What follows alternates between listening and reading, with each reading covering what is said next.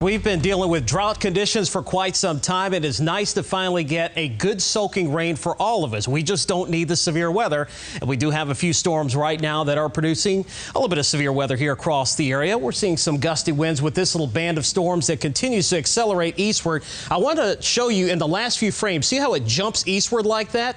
I do think it is trying to tap into some stronger winds in the upper atmosphere, and it's causing that surge. So I think that anyone really along and south of Alligator Alley down Highway 29 towards the Tamiami Trail probably going to be looking at some wind gusts in excess of 50 miles an hour as this pushes on through. Hence the reason they issued the severe thunderstorm warning there, and that goes again until 6:45. You can kind of see this moving through Port of the Islands right now, Everglades City, Achapee, Chokoloskee, heading eastward through Felda, all the way up towards LaBelle. Also seeing some pretty decent downpours here east of Golden Gate, heading off towards the north towards Ave Maria and Immokalee. You guys are going to be getting in on the action shortly. Lee County, good soaking rains now going on from Pine Island, Captiva, Sanibel, through the Cape, Fort Myers, Buckingham, Alva, Lehigh Acres, Gateway, down towards Estero and San Carlos Park. So a good soaker all across the board with occasional lightning strikes and some rumbles of thunder thrown in there for good measure.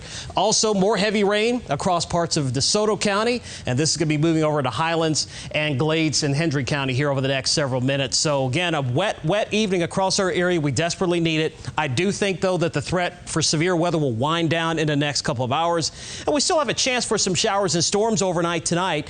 The reason why is we're watching this piece of energy that is rotating out of the Gulf. Now, the moisture that we have in place is kind of what's been left behind by Tropical Storm Arthur. That combined with this little dip that you see right here, this is what we call a shortwave trough. It's a little trigger in the atmosphere. When these things move over, they do produce storms if you have the moisture and heat in place, and that's exactly what we had today. So once this trough swings by, which will occur sometime tomorrow morning, the storm threat should gradually wind down. Speaking of Arthur, moving quickly away from North Carolina right now. It's been lashing North Carolina with rain throughout the day. You can see the latest forecast track, though. It takes it to the northeast at about 16 miles per hour now, and then a turn towards the south, but we do expect some weakening here by the time we head towards the middle to end part of the week. So no more threat to land, except perhaps Bermuda.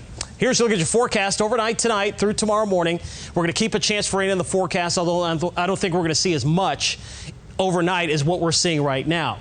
Now, the last bit of it will start coming through in the morning. I think chances for rain will be lower tomorrow than what we saw today. And also, we'll see the chances a little bit farther inland for tomorrow afternoon. And then, as we go through the rest of the week, we're going to have opportunities for showers and storms. Looks like with a southwest wind flow, the chances will be inland on Wednesday, and then more storm chances here later in the week. Temperatures overnight, 60s, the lower 70s, highs tomorrow, mid to upper 80s. So a little bit on the toasty side here for tomorrow afternoon with a few afternoon storms. Mostly cloudy here for tonight. Chance for storms continues.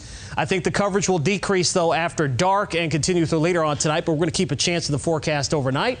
86 tomorrow, clouds and sunshine, southwest winds 5 to 15, so it'll be a little breezy tomorrow, but the chance for rain will be lower than what we're seeing today. Ingman Marine forecast sees 2 feet, southwest winds at 10 knots, inland waters a light chop. Here's your 7-day forecast, and you can see that those chances for rain will continue. I think the best chance will be in the morning, but inland areas will see chances in the afternoon.